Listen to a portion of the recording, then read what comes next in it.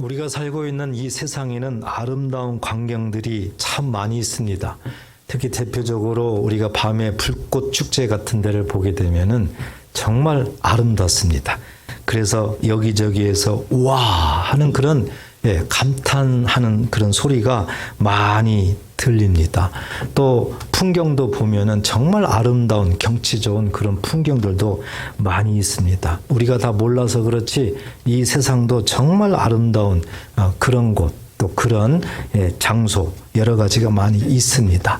그런데요, 우리가 한번 생각해야 되는 것은 이 아름다움을 생각하고 또 하나님 나라를 생각한다면은 어떻겠습니까?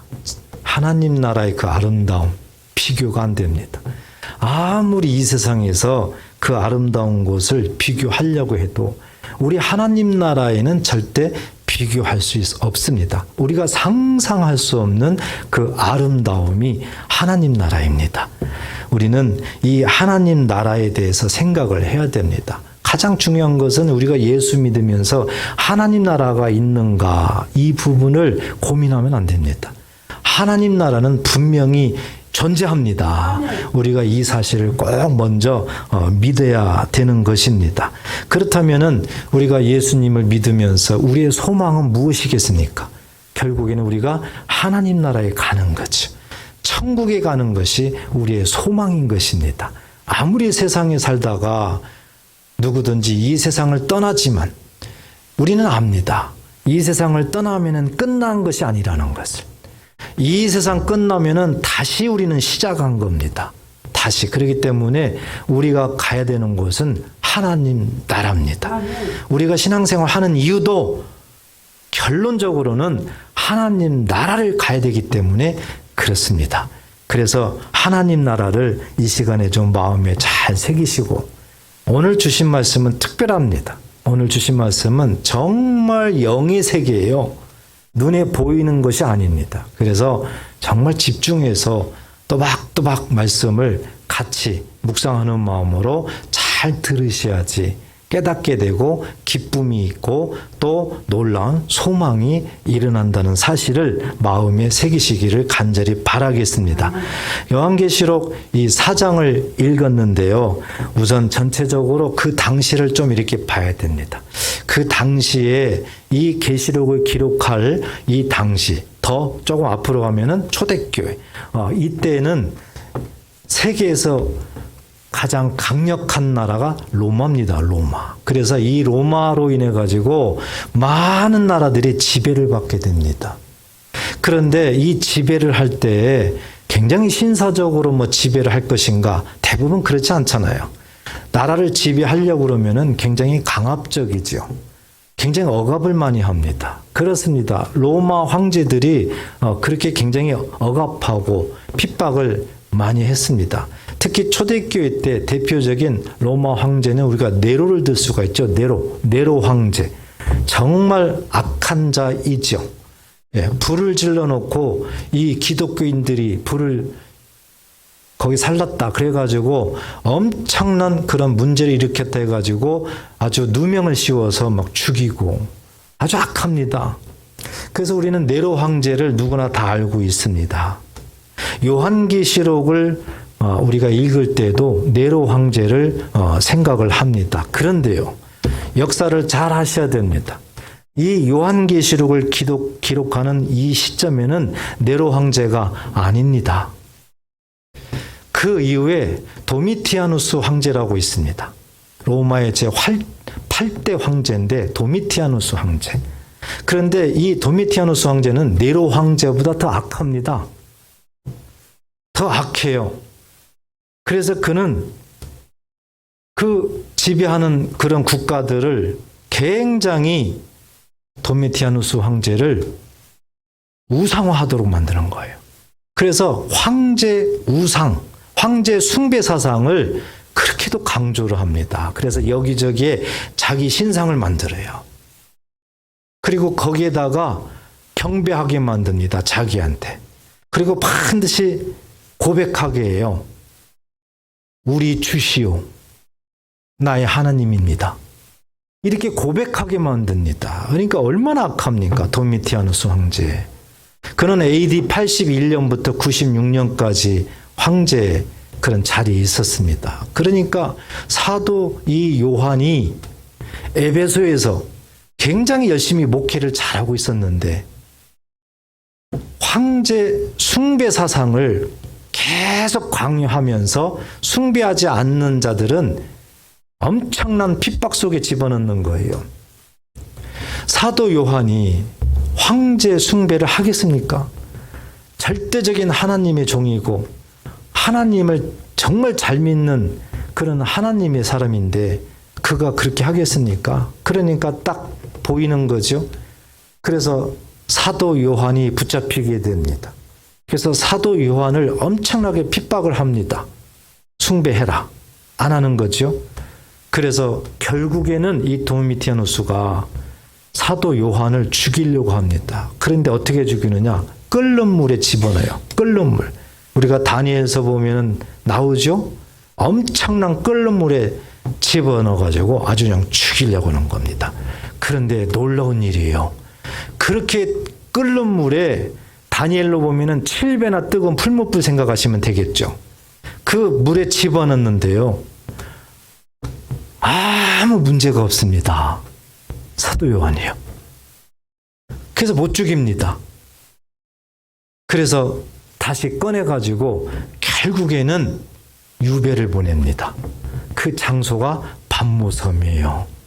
그래서 이 반모섬에 유배를 받게 되는 거죠. 그래서 반모섬에서 사도 요한이 이제 유배 생활을 하게 되는데 가장 어려울 때죠. 그러니까 정말 어려울 때예요. 그때 하나님께서 천사를 보내서 사도 요한에게 놀라운 영의 세계를, 신비의 세계를 보여줍니다.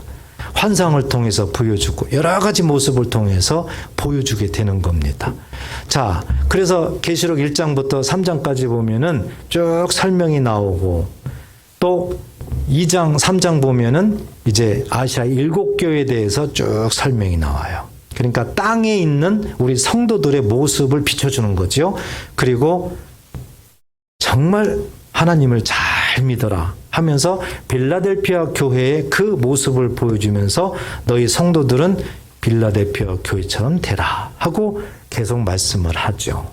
그리고 이제 시선을 돌려가지고 이제 하늘나라 천상을 바라보게 만듭니다. 그게 계시록 5장이에요. 그래서 요한계시록 5장에 보면 하나님께서 성령의 감동으로 사도 요한을 하나님 보좌를 보여줍니다. 하나님 보좌를 보여줘요.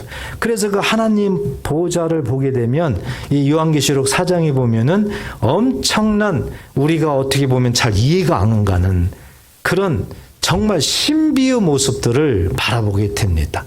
그래서 하나님 보좌의 광경을 사도 요한을 하나님께서 보여주고 이것을 기록하라. 그 이유는 뭡니까? 예수 믿는 자들에게 이것을 알게 하라는 겁니다. 왜요? 이 사실을 알고 하나님 나라가 반드시 있다.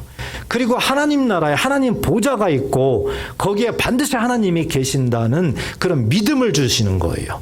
그래서 이 땅에 살면서 어렵고 힘들고 많은 그런 참지 못할 일이 있지만 이 믿음으로 세상에서 승리해라.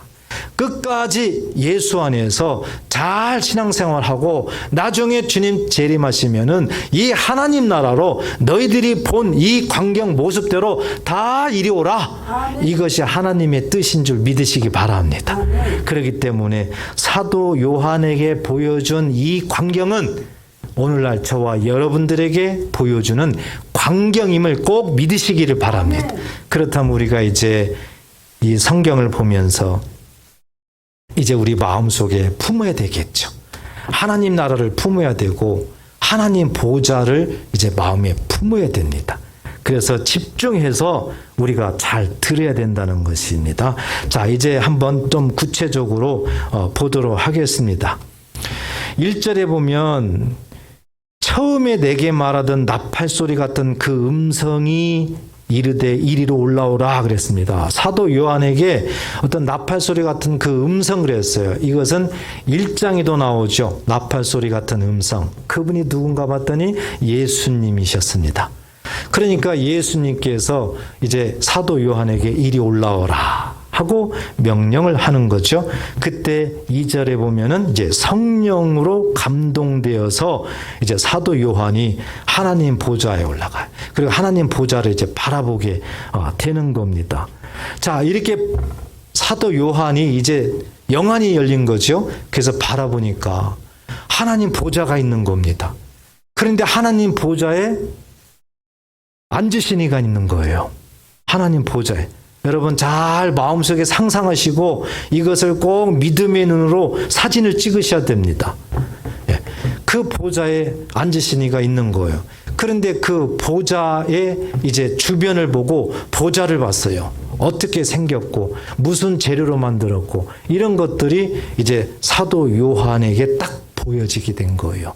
그래서 그 보좌를 보니까 3절에 보면 앉으신 이의 모양이 벽옥과 홍보석 같고 또 무지개가 있어 보좌에 둘렸는데 그 모양이 녹버섯 같더라 그랬습니다. 녹버섯. 자, 분명히 1장에서는요. 예수님에 대해서 말할 때 사도 요한이 봤더니 인자 같으니 라고 말씀을 했어요. 인자 같으니. 어떤 사람 같은 모양으로 본 것을 설명을 했습니다. 그런데 요한계시록 1장 26절에도 보면요. 에스겔서 1장 26절에 보면 에스겔 선지자에게도 하나님께서 하나님 보좌를 보여줬어요. 그런데 그때도 에스겔 선지자가 하나님 보좌를 보니까 똑같은 모습으로 말을 하고 있는 거예요. 그런데 그 보좌에 사람 같은 모양이 있더라 그랬습니다. 따라서 에스겔 선지자에게 본 그 모습, 사도 요한이 본 그 모습, 또 이사야 선지자도 봤어요. 하늘 보좌를. 그 모습 다 동일합니다. 그렇다면 오늘날 우리에게도 하나님 보좌가 반드시 있다는 것을 우리에게 확신시켜 주는 것입니다. 이 사실을 꼭 믿으시기 바랍니다. 그래서 하나님 나라가 있고 하나님 보좌가 있다. 그 보좌에는 인자 같은 이가 앉아 있다. 그리고 그 보좌가 얼마나 아름다운지 보석으로 표현을 했어요. 보석으로 표현했어요. 벽옥, 홍보석, 녹보석. 이 세 개의 옥은요, 그 보석의 가장 대표적인 보석입니다. 그래서 이것으로 상징을 한 거예요. 그런데 이런 모습을 이미 구약시대 때부터 하나님은 계속 알게 해주셨어요. 제사장들이 입는 그 옷을 통해서 알게 해주셨어요. 제사장들이 옷을 입을 때 이 흉패가 있어요. 그 흉패 보면은 12보석이 새겨져 있습니다. 그 보석을 통해서 하나님 보좌를 계속해서 알게 해줬다는 거죠. 우리는 몰랐지만 이미 수천 년 전부터 하나님은 계속 하나님의 나라, 하나님의 보좌를 가르쳐 주셨어요. 그러니까 오늘 처음 우리에게 보여주는 것이 아니었어요. 우리들은 선진들에게서부터 계속해서 하나님의 나라, 하늘의 보좌를 계속 보여줬다는 것이죠. 자, 4절에 보니까 또 그 보좌 주변을 봤어요. 그랬더니 보좌에 둘려 24 보좌들이 있고 그 보좌들 위에 24 장로들이 흰 옷을 입고 머리에 금관을 쓰고 앉았더라 그랬습니다. 여러분, 요한계시록은 잘 깨달아야 됩니다. 이 요한계시록은 참 이 사람은 이렇게 말하고 저 사람은 저렇게 말하고 이런 게 너무 많습니다. 그래서 요한계시록은 정말 우리가 잘 깨달아야 됩니다. 그래서 요한계시록을 잘못 알고 잘못 배웠다가 이상한 길로 가는 사람들이 많이 있습니다. 중요한 것은 성경대로 깨달아야 된다는 거예요. 성경대로. 그리고 문자적으로 그 뜻을 이해하는 것 중요합니다. 그런데 더 중요한 것은 그 문자를 통한 하나님의 상징적인 의미가 있습니다. 그 상징적인 의미를 잘 깨달아야 됩니다. 그러니까 문자적으로만 알게 되면은 딴 길로 갈 수가 있고 이상하게 해석이 되는 거죠. 그런데 이 문자를 통해서 하나님은 무엇을 상징하는가? 이 부분까지 꼭 아셔야 하나님이 말씀하는 것을 정확하게 깨달을 수가 있다는 거죠. 그래서 우리가 성경을 읽을 때 꼭 그렇게 해야 됩니다. 우선 문자적으로 보니까 하나님 보좌 주변에 24보좌가 있더라. 그런데 그 보좌 위에는 24 장로들이 앉아 있다는 거죠. 어떤 모습으로? 흰 옷을 입고 앉아 있다는 거예요. 그리고 머리에는 금관, 면류관을 쓰고 앉아 있더라. 이렇게 설명을 하고 있습니다. 그리고 5절에 보니까 그 보좌로부터 번개와 음성과 우레소리가 나고 그랬습니다. 그리고 보좌 앞에 켠 등불 7이 있고 이것은 하나님의 7영이라 이렇게 보좌 주변을 설명하고 있습니다. 그리고 그 보좌 앞에 보니까 6절에 보니까 보좌 앞에 수정과 같은 유리바다가 있더라 그랬습니다. 보좌 앞에 수정과 같은 유리바다. 여러분 이것이 잘 그림이 그려져야 돼요. 지금 이것은 이 땅의 것이 아니에요. 우리가 그토록 가고 싶어하는 천국, 하나님 나라, 하나님이 계시는 그 보좌 주변 이거에 대해서 하나님께서 사도 요한한테 직접 보여주시고 이것을 기록하라. 그리고 예수 믿는 자들에게 이것을 알게 하라. 그렇기 때문에 우리가 이것을 알아야만 하나님 믿는 거고요. 이것을 알아야만 천국 갈 수 있는 겁니다. 그래서 문자적으로 이렇게 살펴보니까 이런 모습으로 되어 있어요. 그리고 7절, 8절 보면 또 우리가 이해하지 못하는 내생물이라는 것이 또 나와 있는 겁니다. 그러니까 너무 이해가 잘 안 되지만 너무 신비하고요. 너무 아름답고요. 상상할 수 없는 그런 어떤 모습, 광경이 우리들에게 비춰주고 있더라는 거죠. 그리고 이 모든 기록되어 있는 그런 것들이 무엇을 하는가 거기에서 봤더니 8절부터 11절까지 쭉 보니까 한마디로 얘기해서 하나님을 찬양하며 경배하고 있더라는 겁니다. 거기에서 다른 거 하는 것이 아무것도 없습니다. 오직 하나님을 찬양하고 경배하는 일을 하고 있다는 거예요. 그래서 정말 우리가 해야 될 일이 무엇인지 이것을 우리에게 알 수 있게 하나님께서 말씀을 하셨다는 거죠. 자, 그러면 이제 이런 부분을 문자적으로 기록되어 있는 이 부분을 한번 상징적으로 우리가 또 살펴봐야 되겠죠. 그런데 하나하나 이렇게 다 할 수는 없습니다. 너무 시간이 많이 갑니다. 그래서 오늘은 한두 개 정도만 우리가 이 상징적인 의미가 무엇인가를 살펴보면서 잘 믿음하시고 이 말씀대로 꼭 순종하시기를 주의 이름으로 축복합니다. 자, 우선 3절에 보면은요, 이 앉으신 이 모양이 이렇게 보석으로 설명이 되어 있다고 그랬죠. 그런데 이제 4절 보게 되면 그 보좌에 24 보좌들이 있다 그랬습니다. 하나님 보좌 주변에 24 보좌들이 있다는 거예요. 그 보좌 위에는 24 장로들이 앉아 있다는 겁니다. 그 장로들의 옷을 보니까 흰 옷을 입었어요. 머리를 보니까는 금관, 금면류관을 쓰고 앉았다 이랬습니다. 자, 이 부분을 우리가 이 문자적인 것을 뛰어넘어서 상징적으로 어떤 의미를 갖고 있는가를 분명히 알아야 되고 잘 믿으셔야 됩니다. 자, 우선 24 보자. 왜 24가 나왔을까? 뭐 12도 있고 25도 있고 뭐 숫자가 많잖아요. 근데 왜 하필 24가 나왔을까 이거지요. 이것은 성경적으로 증명이 돼야 됩니다. 구약 성경 보면은요. 역대상 24장에 보면은 이제 대제사장이 아론이 나오죠.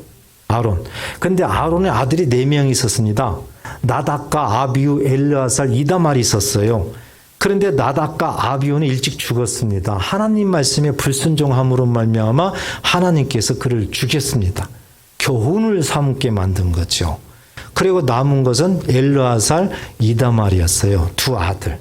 그래서 이 두 아들을 통해서 하나님의 제사장 직분을 감당케 하셨습니다. 그래서 구약시대에는요, 이 제사장들이 하나님의 성전을 잘 지켜야 되고 잘 섬겨야 되는 겁니다. 그런데 이것을 매일 해야 되잖아요. 그래서 어떤 한 사람 제사장이 매일 할 수가 없잖아요. 그래서 이 엘르아살 그 후손들, 이다말 후손들이 이제 이 직분을 감당을 하게 되는 겁니다. 감당을요. 그런데 이 엘르아살의 후손이 16명. 그 다음 이다말의 후손이 8명입니다. 그래서 24명이 돌아가면서 이제 반열에 따라서 순서대로 하나님의 성전을 이제 잘 섬기고 제사장 직분을 잘 감당을 하는 겁니다. 그래서 역대상 24장에 보면은 24반열로 이 제사장 직분을 감당하고 있음을 보여주고 있는 겁니다.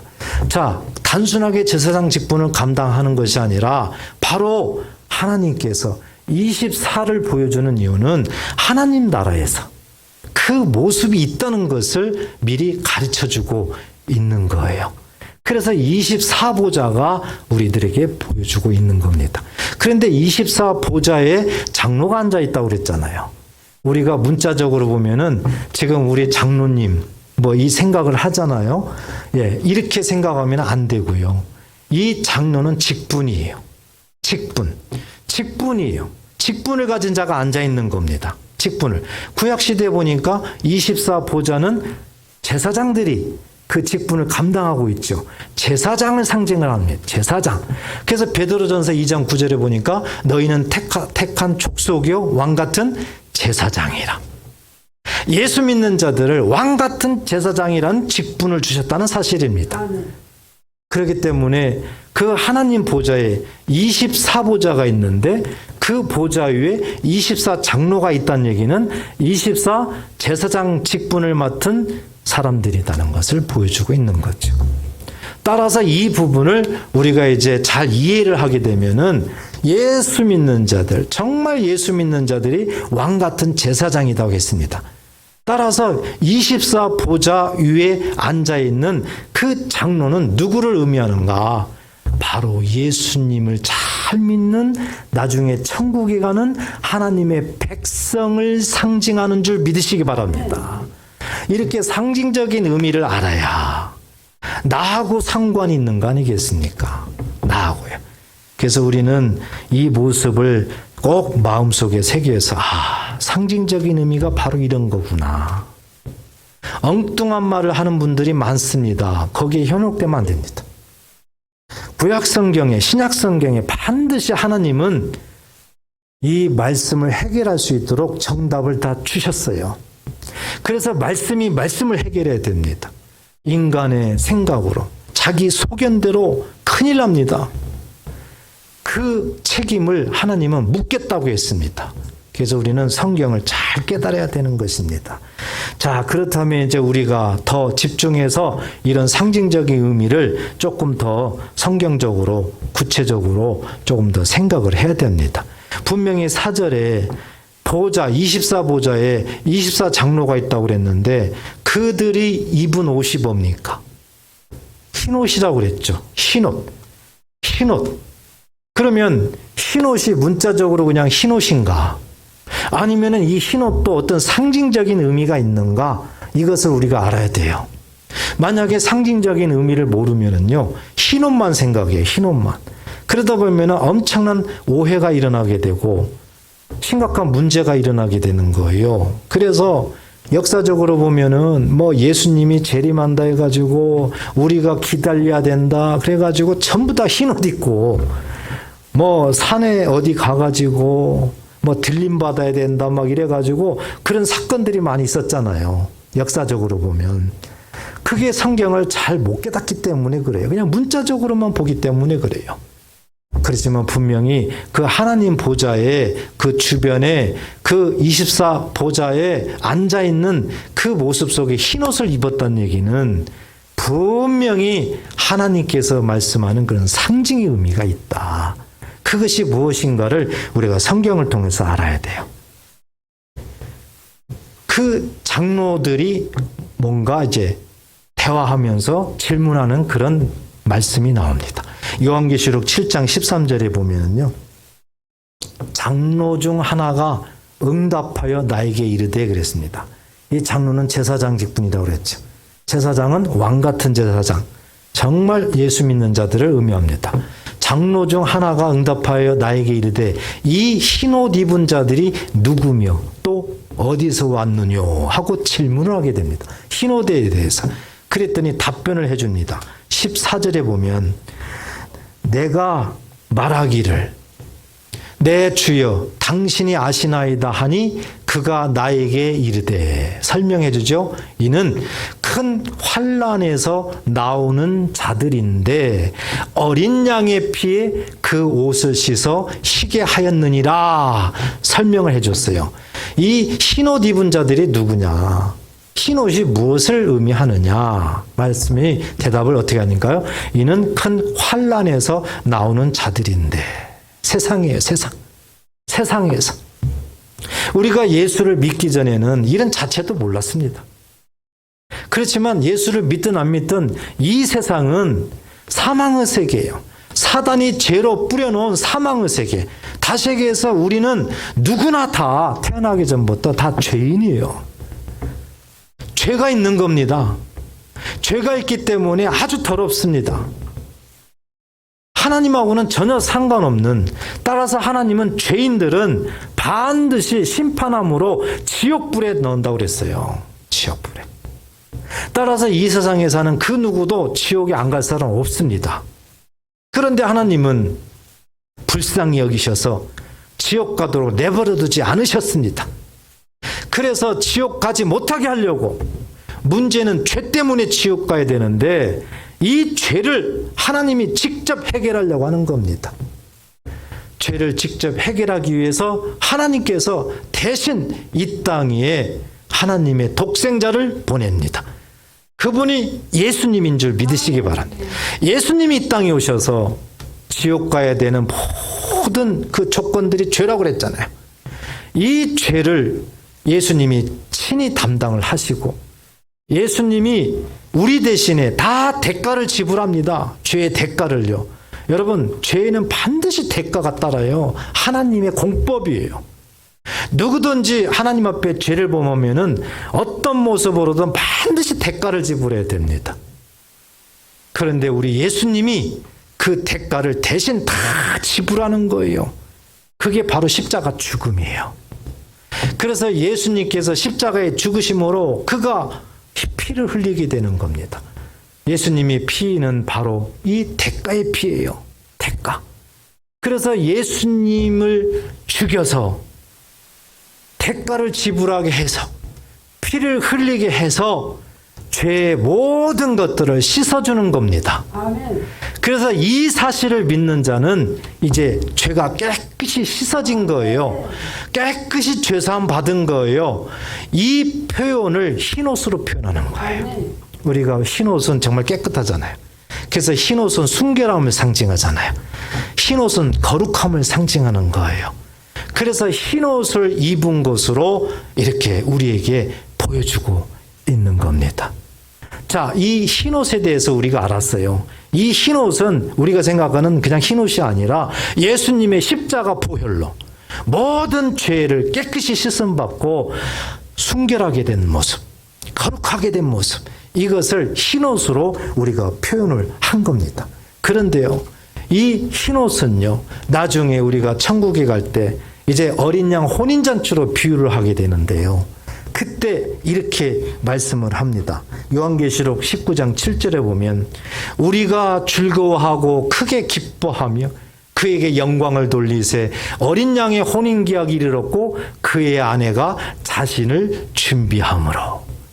이제 예수님이 재림하면 우리가 이제 하나님 나라에 입성을 하게 되는 건데 그 모습을 이제 혼인잔치로 비유를 하게 됩니다. 그리고 예수님을 신랑으로 비유하게 되고 예수 믿는 자들을 신부, 아내로 비유를 하게 됩니다. 그런데 8절에 보면은 이렇게 말씀합니다. 그에게 빛나고 깨끗한 세마포 옷을 입도록 허락하셨으니 그랬습니다. 이 세마포 옷이 흰 옷인 줄 믿으시기 바랍니다. 그래서 신부된 예수 믿는 자들은 이렇게 흰 옷을 입는데 그것을 세마포 옷이다 이렇게 표현을 했어요. 그런데 세마포 옷에 대해서 또 뜻을 설명해 줬습니다. 세마포 옷은 성도들의 뭐라고 했습니까? 옳은 행실이다 그랬습니다. 그러니까 이제 눈으로 보이는 흰 옷, 어떤 그것만을 지금 문자적으로 보여주는 것이 아니라 이 흰옷, 세마포 옷은 옳은 행실을 상징한다는 것을 우리에게 말씀하고 있는 거예요. 그런데 예수님이 십자가 죽기 전에 이미 제자들에게, 우리들에게 여기에 대해서 설명을 해 주었습니다. 이미 알게 해 주셨어요. 마태복음 5장 16절에 보면 이같이 너희 빛이 사람 앞에 비치게 하여 그랬습니다. 그 앞에 보면은 너희는 세상의 빛이라 하면서 이 말씀을 하고 있는데요. 너희 빛이 사람 앞에 비치게 하여 그들로 너희 착한 행실을 보고 그랬습니다. 계시록에서는 옳은 행실이라고 그랬죠. 근데 예수님은 착한 행실 그랬습니다. 같은 의미예요. 착한 행실을 보고 하늘에 계신 너희 아버지께 영광을 돌리게 하라 그랬습니다. 그러니까 너희 빛을 사람 앞에 비추라 그랬는데 구체적으로 보니까 너희 착한 행실을 보이라는 거죠. 따라서 너희 착한 행실을 보이는 것이 그게 빛이라는 거예요. 너희는 세상의 빛이라 그랬습니다. 이것을 정리하면은 너희는 세상에서 착한 행실을 보여라 그 뜻입니다. 착한 행실을 보이라는 것. 그러면 착한 행실이 뭐예요? 옳은 행실이 뭐예요? 예수님이 요한복음 10장에 설명해 줬어요. 아버지 일을 하는 것이, 아버지 뜻을 이루는 것이 착한 행실이다. 옳은 행실이다 그랬어요. 다시 얘기해서 하나님이 말씀하신 그 말씀들을 내가 믿고 순종하고 그 말씀대로 행하는 이 자체가 착한 행실이라는 것을 믿으시기 바랍니다. 이런 모습이 빛이라는 것을 믿으시기 바랍니다. 그래서 이런 모습으로 살아라. 이것을 너희는 세상의 빛이라. 이렇게 우리에게 말씀을 하고 있는 거예요. 그러니까 우리가 여기에서 분명하게 알아야 되는 것은 하나님 보좌 주변에 24 보좌가 있고 24 직분자가 있는데 그 자들은 제사장이었어요. 그들이 입은 옷이 뭔가 봤더니 흰 옷이었어요. 따라서 이것은 무엇을 상징했는가? 이 세상에서 예수 믿고 하나님 말씀에 순종해서 그 말씀을 그대로 순종하며 지키며 살았던 사람들을 의미한 거예요. 그 사람들이 하나님 보좌 주변에 있는 겁니다. 거꾸로 생각해 보십시오. 그렇지 않은 사람은 하나님 보좌 주변에 있을 자격이 없는 거예요. 천국은 아무나 가는 게 아니에요. 천국은 분명하게 하나님이 정해 놓으셨어요. 흰 옷을 입은 자. 그래서 우리가 신앙생활을 어떻게 해야 되는가를 확연하게 보여줍니다. 그런데 또 하나가 우리에게 보여준 게 뭡니까? 흰 옷을 입고 딱 끝난 것이 아니잖아요. 머리에 뭘 썼다고 그랬어요? 금관을 쓰고 그랬습니다. 성경에 여기저기 보면은 면류관에 대해서 설명이 나와요. 어떤 데는 의의 면류관, 어떤 데는 생명의 면류관. 자, 그것을 얘기하는 거예요. 그런데 우리가 오해하면 안 돼요. 이 금관, 면류관 그러면 자칫 잘못하면은 예전에 왕들이 썼던 그 면류관을 상상을 하게 됩니다. 그런데 그 뜻이 아니에요. 그 면류관이 아니에요. 그 금관이 아니에요. 그러면 무엇이냐? 운동선수들에게 비춰주는 거예요. 올림픽 경기, 운동선수들, 마라톤 경기 해서 보면은 우승한 사람들 보면 나중에 뭘 써요? 월계관을 써요. 바로 그걸 얘기하는 거예요. 바로 그것을 금면류관, 이 면류관으로 표현을 하고 있는 겁니다. 그러면은 운동선수들이 우승을 하고 그 월계관을 쓰잖아요. 이것은 어떤 의미입니까? 이 사람은 승리자다. 승리자다. 그러므로 이 금관은 승리를 의미하는 줄 믿으시기 바랍니다. 머리에 금관을 썼다는 얘기는 이 사람은, 이 보좌에 앉은 이 직분자는 세상에서 승리한 자다. 그 승리한 자가 하나님 나라에, 하나님 보좌 주변에 있더라는 거예요. 우리는 세상에서 이 승리해야 된다는 것이 이렇게 중요한 거예요. 그런데 우리는 승리할 수가 없어요. 알고 보면. 왜요? 이 세상은 사망의 세계고 사단이 항상 우는 사자처럼 산길자를 찾기 때문에 그 영의 세계에서 하는 일을 우리가 어떻게 이깁니까? 못 이기죠. 그런데 하나님이 이것도 해결하셨다는 거죠. 요한복음 16장 33절에 보면 이것을 너희에게 이르는 것은 너희로 내 안에서 평안을 누리게 하려 함이라. 세상에서는 너희가 환난을 당하나 담대하라. 아멘. 내가 세상을 이겼노라. 아멘. 할렐루야. 아멘. 우리 예수님이 십자가의 죽음으로 모든 환난에서 이길 수 있도록 우리에게 이미 주셨다는 겁니다. 아멘. 이미 예수님이 싸움해서 승리를 예수 믿는 자들에게 주셨다는 거예요. 아멘. 이 믿음을 가지고 담대하라는 겁니다. 세상에서 많은 어려움을 당하지만 예수 믿는 자들에게 내가 이렇게 했으니 이것을 믿고 담대하면 반드시 승리한다는 거죠. 그러니까 우리가 승리할 수 있는 그 하나의 비결은 믿음입니다. 아멘. 믿음이에요. 요한일서 5장 4절에 보면 무릇 하나님께로부터 난 자마다 세상을 승리 이기느니라. 아멘. 이긴다는 거예요, 우리는. 왜요? 세상을 이기는 승리는 이것이니 우리의 믿음이니라. 할렐루야.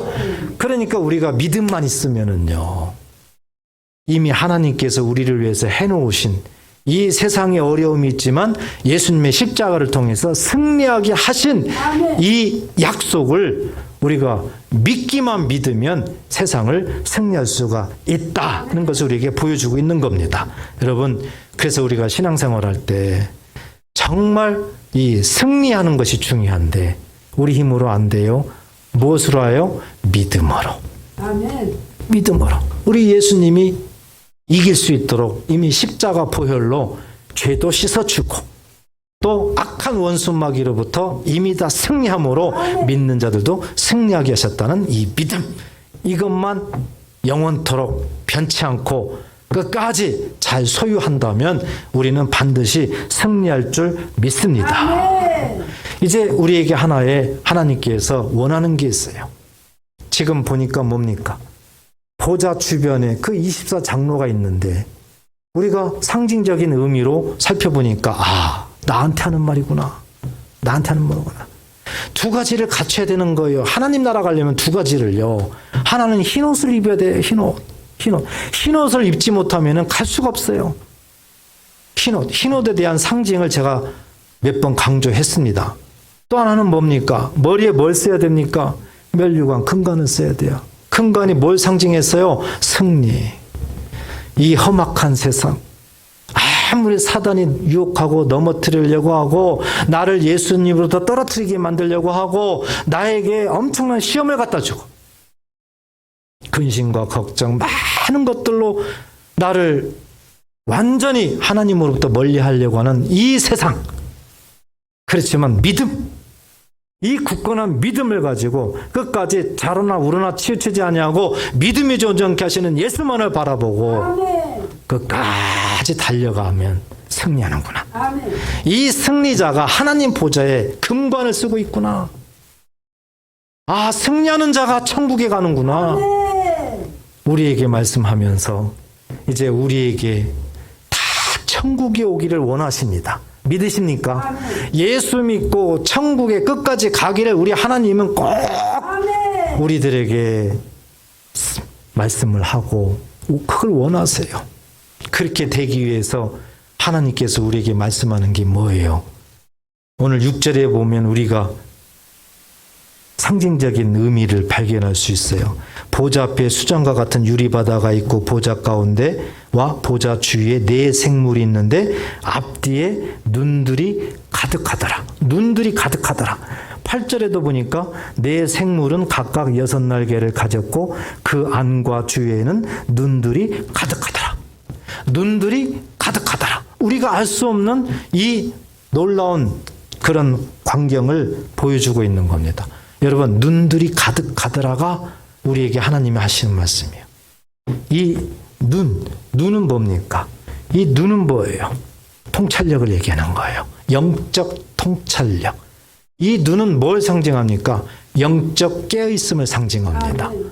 이 눈은 뭘 의미합니까? 영적 부지런함을 상징을 하고 있습니다. 아멘. 그렇기 때문에 하나님 보좌에 하나님 나라에 가려면 흰옷을 입고 금관을 써야 되는데 이렇게 되기 위해서는 영적인 눈, 이 눈이 통찰력이 있어야 된다.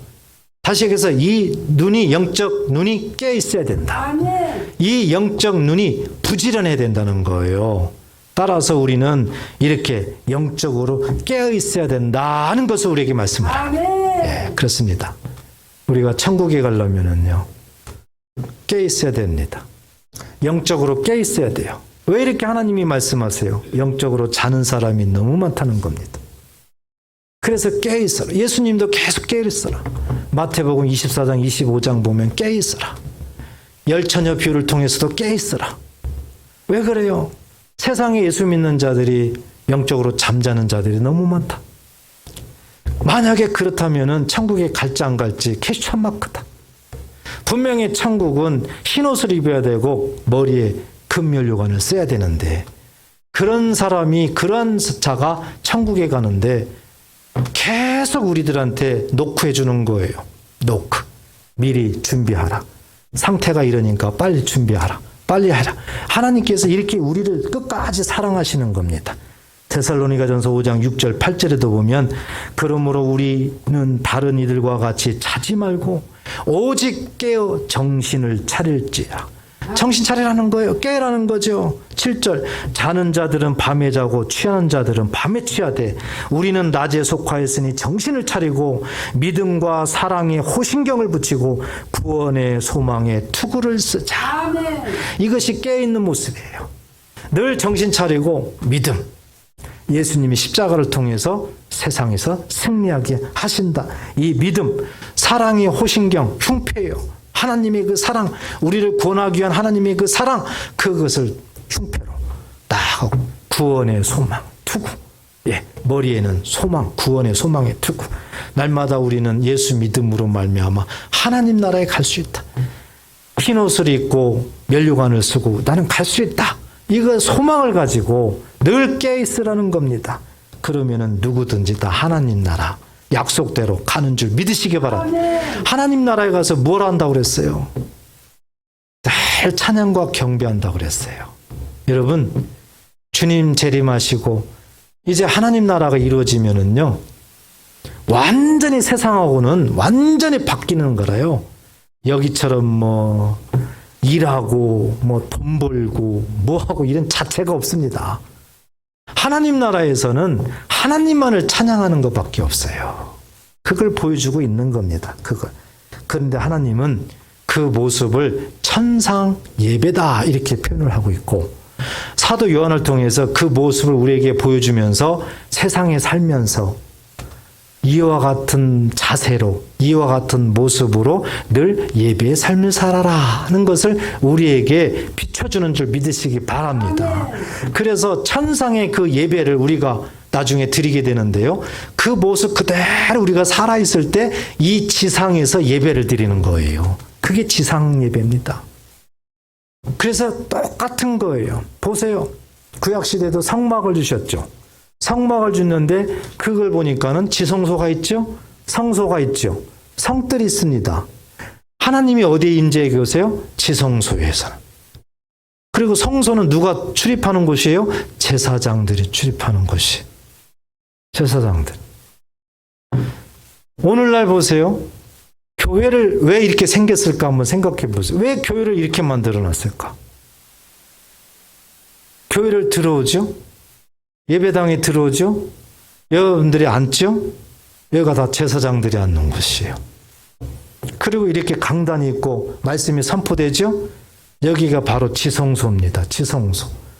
그러니까 성막으로 따지면은 이렇게 지성소, 성소. 교회도 이런 형식으로 돼 있는 거예요. 자, 오늘 하나님 나라를 사도 요한한테 보여줬죠? 하나님 보좌가 있습니다. 거기가 하나님이 계시는 곳이죠? 지성소예요. 그리고 주변에 24 장로들, 24 직분자들이 있죠? 거기가 바로 제사장들 여러분들이 앉아있는 곳이에요. 그러니까 하나님 보좌, 하나님 주변의 그 모습을 이 땅에 눈으로 보게끔 이 예배당을 이렇게 만들어 놓고 그 천상의 예배처럼 예배드리라는 겁니다. 예배드리는 자세가 얼마나 중요한가를 알 수가 있어요. 아멘. 거기에서 찬양하고 경배할 때 보세요. 하나님 보좌, 하나님이 거하시죠? 일곱 영 성령도 있습니다. 예수님도 있어요. 그러니까 예배할 때 경배하고 찬양할 때 성부, 성자, 성령이 함께하고 있는 겁니다. 아멘. 예배할 때요. 지금 성부, 성자, 성령이 이 자리에 함께 있는 겁니다. 아멘. 예수님이 거닐고 계시는 거예요. 믿음의 눈으로 꼭 받으셔야 돼요. 아멘. 이런 것들이 믿어지면은요. 예배드리는 자세가 달라져요. 자세가. 오직 구원하심이 우리 어린 양 예수님이다는 걸 찬양할 수밖에 없어요. 그러니까 내가 지금 하나님 면전에 있는 겁니다. 하나님 앞에 있는 거예요. 우리가 지상교회 예배 드릴 때 지상 예배가 바로 이 모습이라는 거죠. 하나님은. 아멘. 이것을 깨닫게 되면은 정신이 바짝 납니다. 어디 뭐 딴 생각하고 뭐하고 이럴 자체가 아니에요. 하나님 면전이에요. 그래서 지상 예배는 바로 우리가 드리는, 이 땅의 예배는 천국 예배의 모형이다. 아멘. 꼭 믿으시기 바랍니다. 아멘. 그래서 우리는 이 천상 예배를 나중에 드리기 위해서 이 지상에서 연습하고 있는 거예요. 연습. 이 지상 예배는 천상 예배 드리기 위한 우리들의 훈련입니다. 나중에 천국 가면 다 그렇게 되는 거죠. 여러분 마음에 꼭 새겨지시기 바랍니다. 그래서 늘 예배 드릴 때 오늘 말씀 잊지 마시고 하나님 보좌 앞에서 내가 하나님 앞에 찬양과 경배를 드리는 거다. 이것을 꼭 마음에 새기시고 한 주 동안 그런 마음으로 승리하는, 하나님 앞에 온전히 예배드리는 저와 여러분 되시기를 주의 이름으로 축복합니다. 네. 기도하겠습니다.